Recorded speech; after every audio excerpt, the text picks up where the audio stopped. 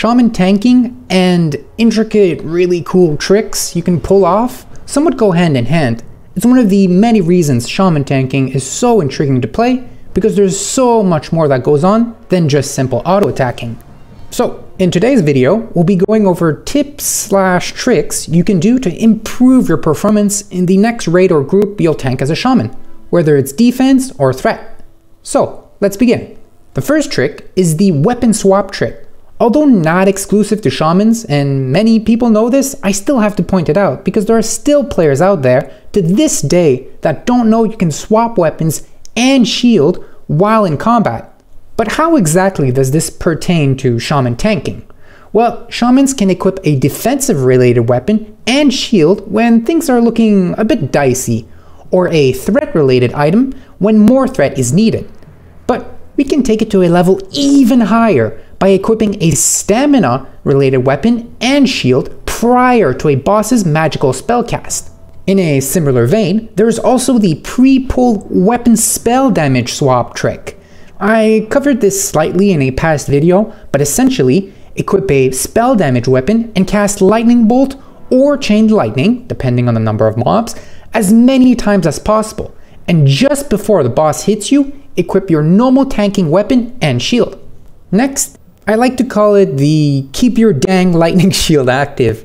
It should be self-explanatory. Always make sure you have lightning shield active, whether it's a rank 4 or rank 7 or whatever. This will mainly depend on your mana.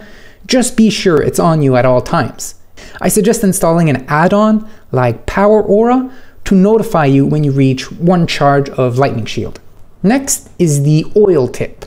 Please, for the love of God, get Oil of Immolation and use it before engaging a boss. Now, I understand in raids, buff slots are very limiting, but there's no excuse in dungeons. Also, when it comes to dungeon AoE tank it, use it, always. I will ree myself to the moon if I see another shaman not use Oil of Immolation on multiple targets. Speaking of AoE, the next is the Goblin Charge tip. Now, I know not everyone is sitting on a pile of gold, but still make sure to always carry some form of explosive. The best bang for its buck is Crystal Charge from a repeatable quest in Ungaro Crater. Since it seems we're going down the consumable tips route in this video, I'll also mention Lay of Lilies, a neck which creates consumable food that instantly generates health and mana. And if you weren't aware, gaining health and mana generates threat, which is, I mean, come on, that's awesome. The last consumable is Gift of Arthas, which deals threat when its debuff is applied on the boss. The next trick is the, what I like to call, Mana Spring Totem trick. I haven't really nailed down the proper name for it. Although not a consumable, Mana Spring Totem causes threat each time it pulses to the placer of the totem. In a raiding setting, buffs are very precious, and this buff is somewhat overshadowed by more powerful buffs.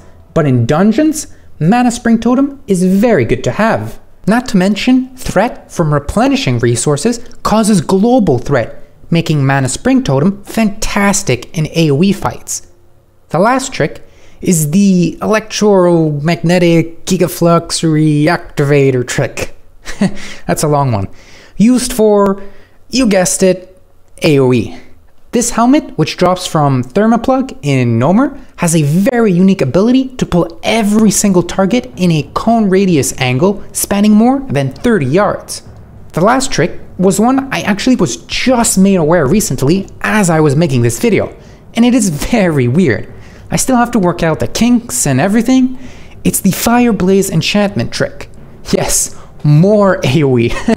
Now, you might be thinking, wait a minute, this is an alliance item. Yes, you're right, but there's a way around it. Have an alliance friend enchant a weapon and sell it on the neutral auction house. Afterwards, simply buy it from your shaman.